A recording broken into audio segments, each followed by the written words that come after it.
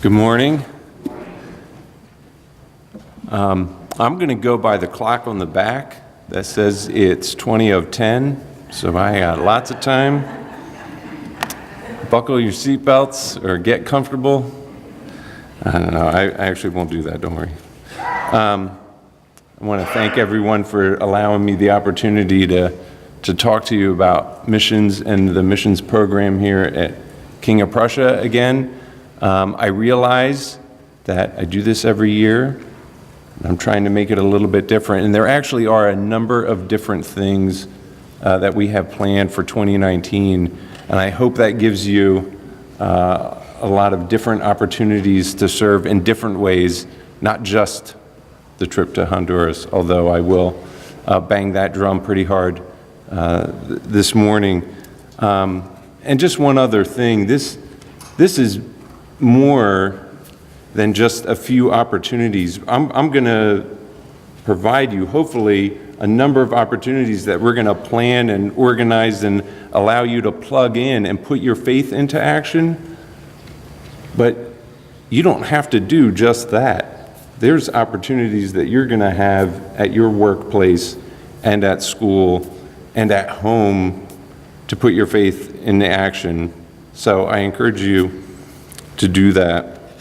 How I'd like to start, I'd like you all to imagine a drag race.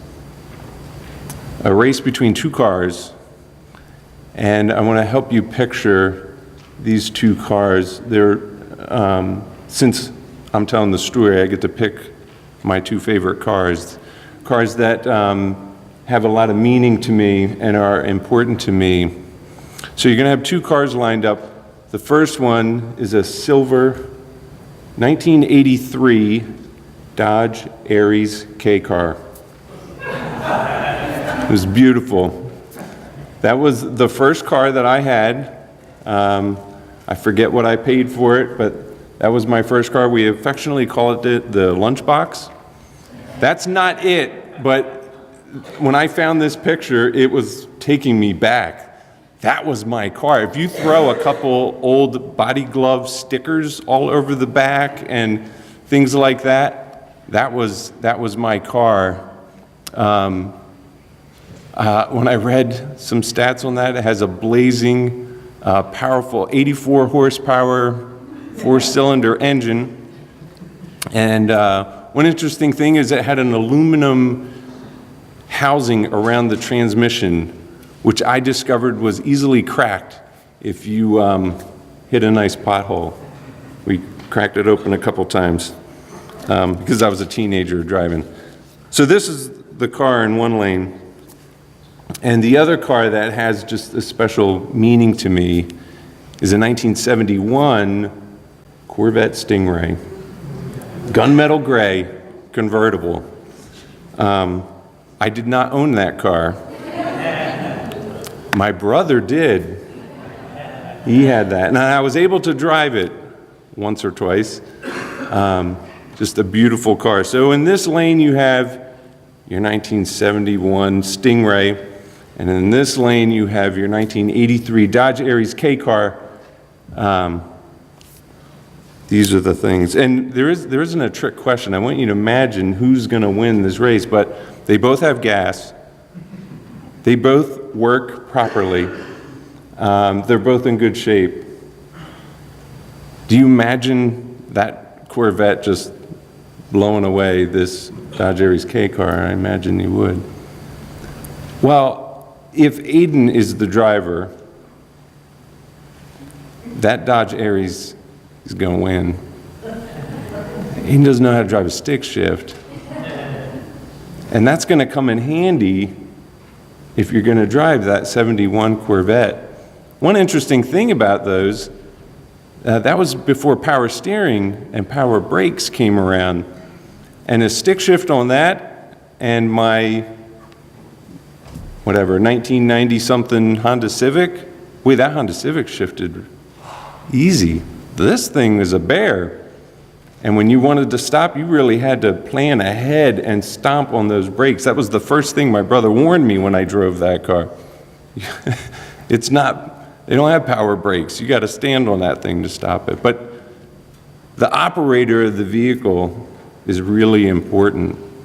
So just sitting at the line, it can look good and it can sound good. When you start that thing up, everyone knows which car has the most power, which one has the ability to light up that runway. But it has to be in gear, and the right person needs to be operating it. We need to be engaged. So we do need to do more than look good on the outside or sound good and say the right things. We need to be engaged and get it in gear, pun intended. I'd like to read real quick from James and 1 John. But don't just listen to God's word. You must do what it says. Otherwise, you are fooling yourselves. For if you listen to the word and don't obey, it's like glancing at your face in a mirror. You see yourself, walk away, and forget what you look like. But if you look carefully into the perfect law that sets you free, and if you do what it says, don't forget what you heard, then God will bless you for doing it.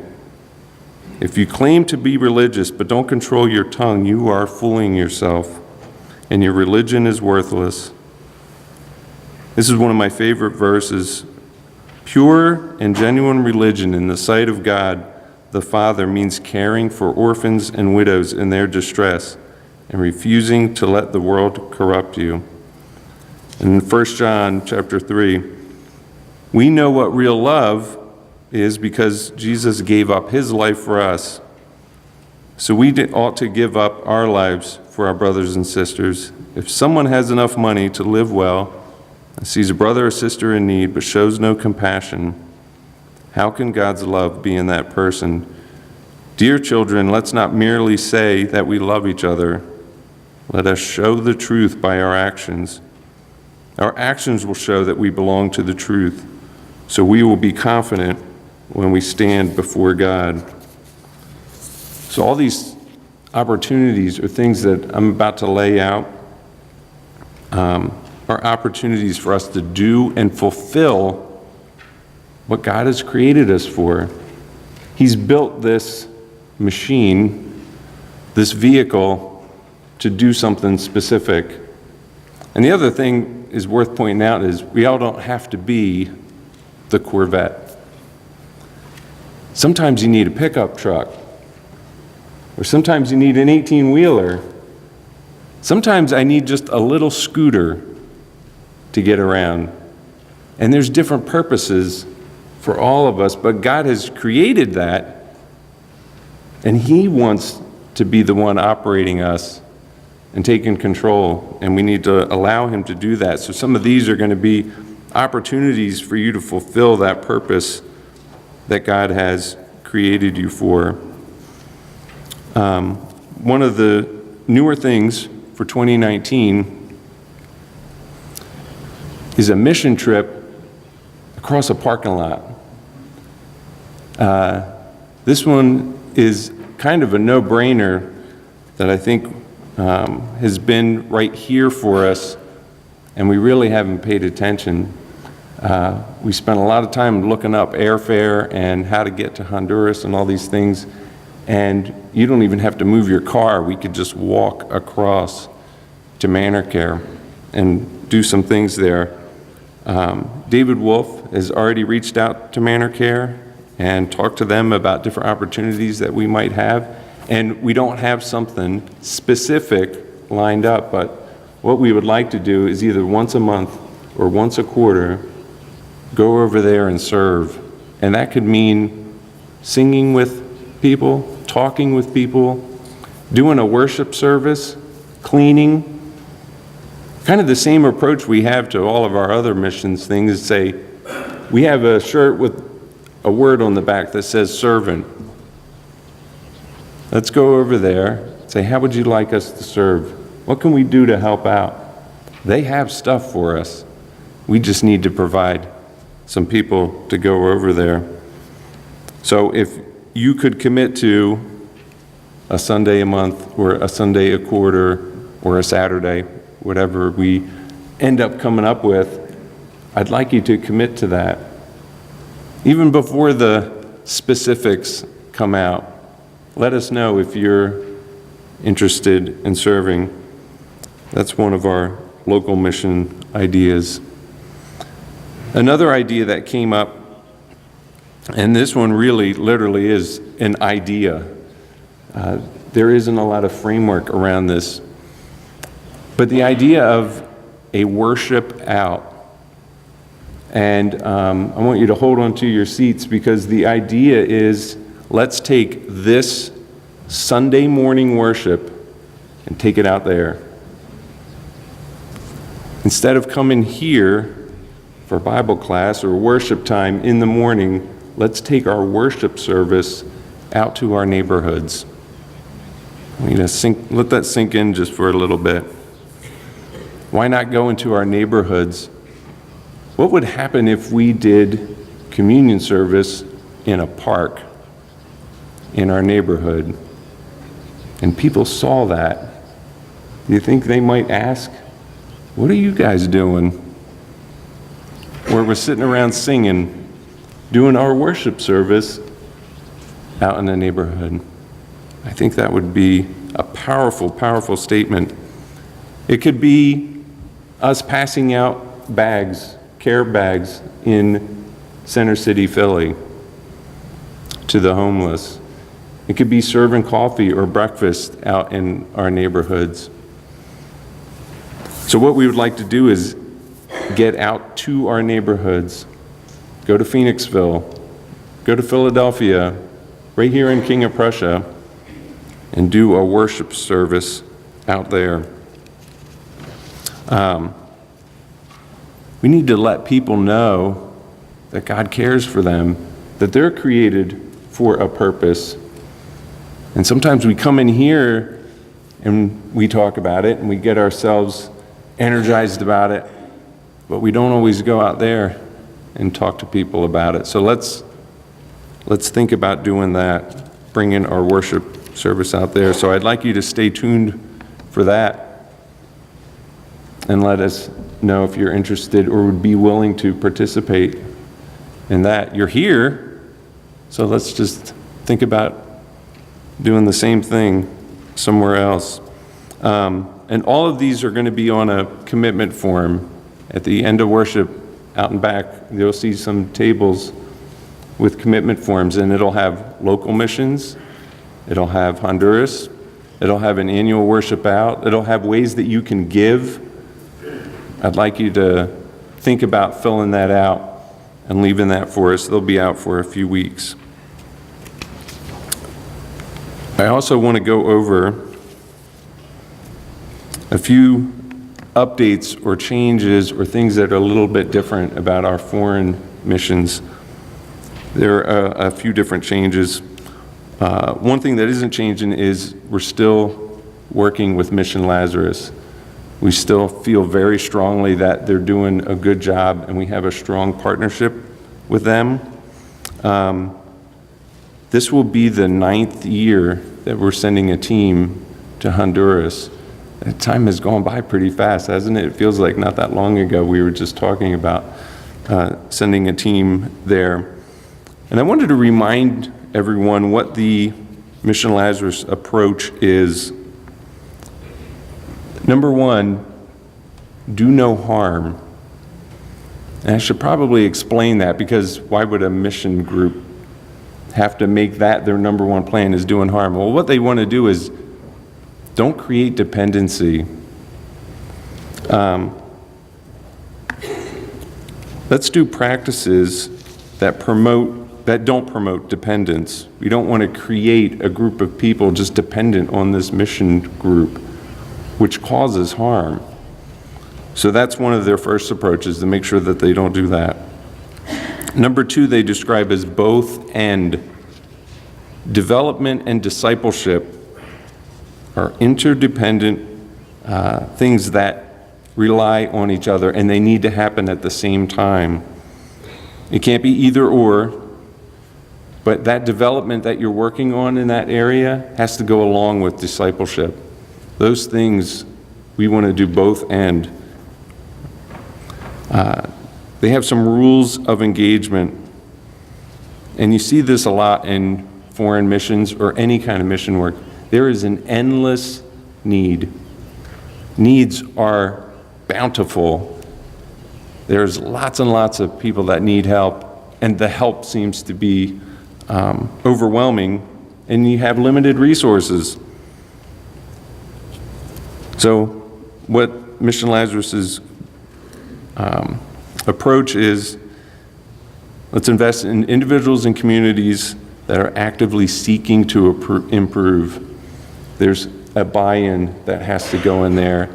Anyone that's gone on a trip before and has helped us install latrines understands that really well. When we get there, the hole is dug. That's the hardest work of that whole project. We show up with some tin and a little toilet and some concrete and just put it on top of that 20-foot hole that someone has dug and lined with rock to put a new latrine in. But we don't show up, or Mission Lazarus doesn't show up until someone has done that. They've put in some work. So it's communities that are seeking to improve. Number 4, and this one is a big part of, it just speaks to me. Relationship is a process. When early on, before we knew who Mission Lazarus was, and we were looking for some kind of mission program to plug into, relationship was what I was looking for. And believe it or not, that's hard to find. There were lots and lots of mission groups and organizations that would just plug you in here for a week, and then next summer they would plug you in somewhere else, and they would just have different things for you to do. And there wasn't a lot of back and forth and a lot of communication and just going to the same place and building a relationship with a community. But that's very important to Mission Lazarus. They believe that transformation is continuous and a lifelong work. It's not a one-off. And that's something that I believe strongly in. And the last one, teach a man to fish. We've all heard that phrase a lot. They describe it as better than gold. When you give someone knowledge, number one, no one can steal knowledge from you. You can't steal that. And they can't steal salvation either. And the best thing about both of those is they're easily shared. You can share knowledge and you can share salvation. And that's the approach that Mission Lazarus has had. And that's why we feel good about continuing to work with Mission Lazarus. One other change that's happening this year is we're sending one team to Honduras. We won't be sending a team to Haiti this year. And this doesn't mean that we don't believe in the work that Mission Lazarus is doing in Haiti. We just felt that due to our size and the commitments that we're able to make, we could focus on one foreign mission trip, and that's what we're going to do. Consolidate all of our resources and energy into one trip. And Lord willing, we can go back to Haiti. But we're going to focus on Honduras this year. So that's why you won't hear me promoting the trip to Haiti. And we just feel like it's more productive to support one team. And just as an aside, right before we decided that, I had taken a 3-day trip to Haiti and came back pretty fired up about the work that Mission Lazarus is doing there. So when we're able to do it, I'm all in. I'm ready to go to Haiti. But for now, we're going to focus on Honduras. One other change, we're continuing to support a church in Honduras. It's the Portillo Grande congregation, and we're going to continue to support them. The preacher that was preaching there, Joseph, he also taught the sewing school out of that congregation decided to resign and leave Mission Lazarus. I believe he's going to preach somewhere else. It wasn't an ugly breakup. There wasn't a split in the congregation or things like that. I felt like he wanted to move on, so he is left. The sewing school was already ready to transition to the ranch. We had helped build buildings at the ranch that was going to house vocational schools for the leatherwork, woodwork, and the sewing school. So it almost kind of fit anyway that the school was moving over to the ranch, and they're hiring someone to teach the sewing school. And it turns out, last year we met the new preacher for Portillo Grande. In the middle of that picture is a gentleman named Julio. And Julio is the new preacher at Portillo Grande. And he was one of our guides and drivers last year, and we got to know him. So that's who will be preaching there. And the reports that I get is that things are going really well at the congregation, and there was a smooth transition, and we'll be able to report firsthand after we get to visit this summer. So here are some quick details on the Honduras trip. We can take a team up to 20. I didn't put it on there, but we have until April 15th to finalize our team. So if you're thinking about it, you have a little bit of time to let that sink in, pray over it, talk to us about it.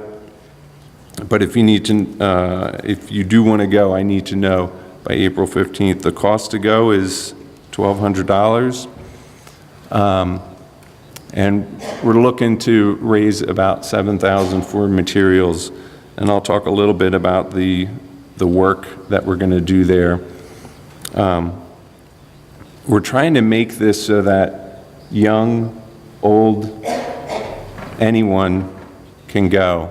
And the work that we are going to be doing this year is really built around that. So here's your hard sale. Just look at that. One of the things we're going to be doing is working on this coffee farm, expanding the patios, which is just, you see the thing that looks like a big parking lot with those, that's coffee drying on that patio. We actually helped build that patio, that original one, in 2013.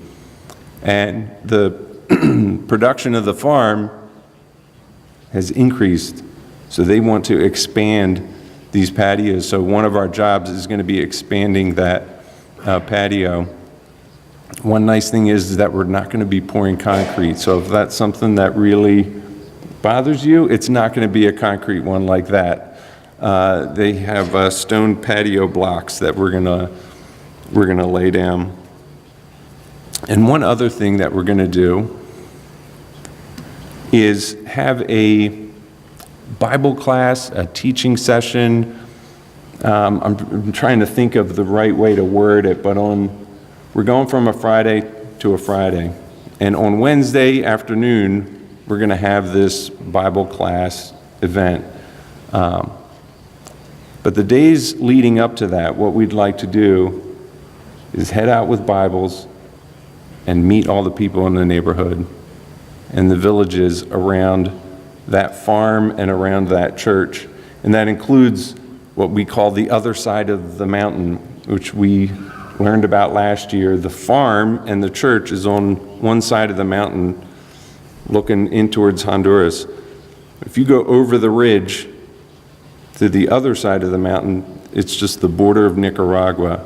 And that little space in there is difficult to get to, and there's almost no reason to go there unless you're heading into Nicaragua. And it's like a forgotten community.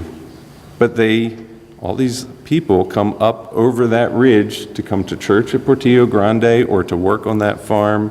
So we would like to go over there and meet with some people. And the idea for that is Let's get a Bible and introduce ourselves to some people and say, God cares about you. And get this, he sent us here all the way from the United States to come deliver that message. It's powerful, and it's part of what we did a little last year. Some of these pictures were right after we built a latrine, and then we decided to just talk with the family, ask them how we can pray for them, give them a Bible and talk to them. And we figured out really fast, these were powerful moments. And everyone, including the families that had just gotten the latrine, seemed to forget about the latrine we had just built and were focused on this kind of event.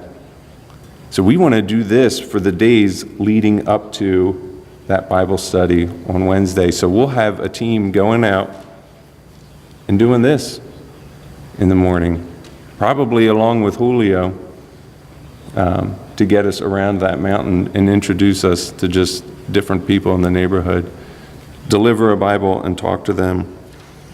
And then we'll also work on the patio. So those are our plans as far as work goes in Honduras. This was another family that we got to meet. I get a lot of questions about what it's like to stay in Honduras and Mission Lazarus. And one of the biggest is it safe? And I really encourage you to talk to anyone that has gone before and ask them how dangerous it was, because it's not. San Pedro Sula is a dangerous town. That's in northern Honduras. That's probably a 3 or 4 day drive from where we stay. It's a completely different area. We're going with Mission Lazarus, and Mission Lazarus is with you from the moment you get off the plane to the moment you get on to go back home. You have people that know the area, that have been there for a long time and are well established. Mission Lazarus first showed up in this area in 2003. And the trucks that we drive in have their name on the side of that truck, and people in the area know Mission Lazarus. So the place that you stay at is on a ranch that Mission Lazarus owns.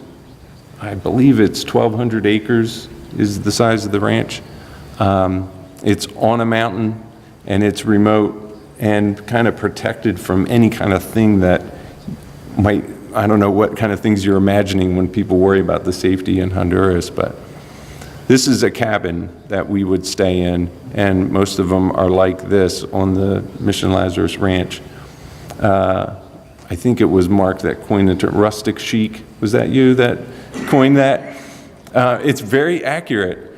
You're out in the woods on a mountainside, but at the same time it's comfortable. There's someone changing the sheets on your bed and giving you a fresh towel, things like that. But at the same time, it's a cabin without air conditioning or heat, and you kind of have windows without screens, and you just open it and let the breeze come through.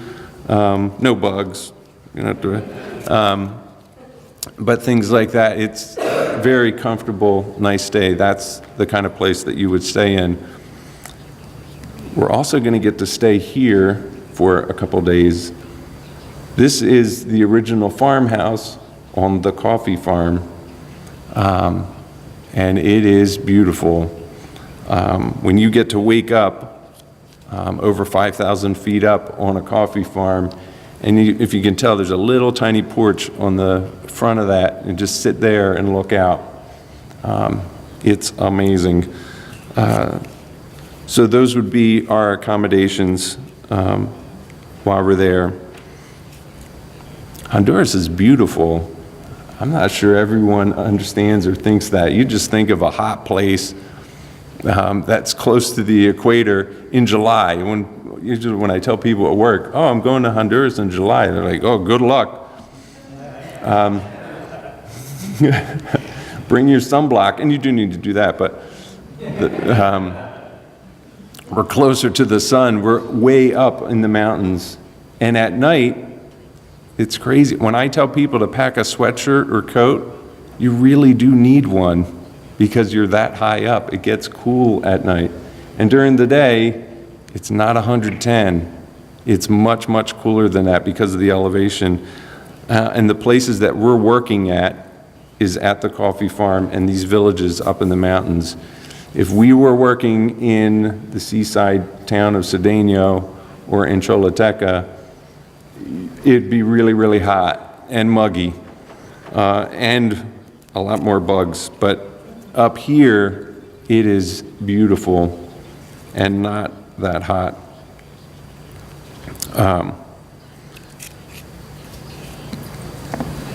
I want to reinforce again that all of us are created for a purpose. God has put us here and wants us to act on His behalf. And I hope that you would consider joining a team like this, or joining a team that walks across our parking lot, or takes our worship service and goes out into our neighborhoods, or if it's just heading into work and paying attention and listening to what you hear and looking for opportunities to share and put your faith into action. That's what God's asked us to do. And sometimes we think, well, I want to separate work from my church family, and I don't think we should do that. I think all this that we do here and God living in here, that verse that we read from 2 Chronicles talked about God living in that temple, that's here right now. That's what he's talking about now. God's going to live right here, and he wants to be active and in control and have us doing something. He wants that faith that we have to cause us to go out there. And that means showing up to work and talking about God. Where if someone mentions something at work, stopping and praying with them. I want to stop worrying about offending somebody at work and start thinking about, what has God asked me to do? He's asked me to go do these things. I mean, think about even earliest accounts in the Bible. Before sin came into the world, God asked Adam and Eve to tend the garden. They had a job to do. They had something to do. Moses had a job to do. Abraham had a job to do. Joseph had a job to do. This happens over and over again. And then Jesus washes his disciples' feet and then says, I want you to do the same thing and you'll be blessed. God didn't call us to hold on to a secret that no one else should know about. He called us to get out there and share it. Let other people experience that. Is there anything more fulfilling than doing what you were created for? I don't think so. This world tries getting us confused with all those things. Like, well, yeah, sports is, or even family, do that first. Find a girlfriend or boyfriend first. Get a better job, make more money, and then all those things will work out. That's backwards. That's having someone that has never driven a car before trying to drive that 71 Corvette. They are just going to grind the gears on that thing and ruin that beautiful engine that is put in that thing. We need the right person behind the wheel. Sorry, now I'm just going off on a tangent. So when you walk out, there will be 2 different tables with commitment forms on there that talk about local missions, our Honduras trip, opportunities to give. Find some way to get involved.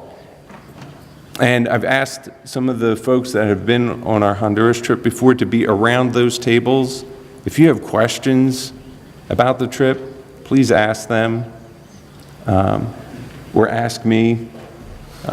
We're open to questions. And last thing, if you aren't a Christian, if you aren't a follower of God and haven't made that commitment yet, I'm asking you to think about that.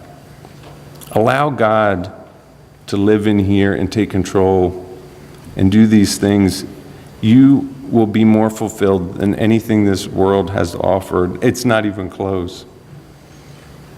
Or if you've been a follower of Christ, and maybe you've taken some of the control back, let's renew our commitment to Him and letting Him take control, and so we don't just sit there and sound good at the start line. We can't just sit there and rev our engine and make good noise and all that kind of stuff. I need God to be in control and allow Him to drive. Let's sing.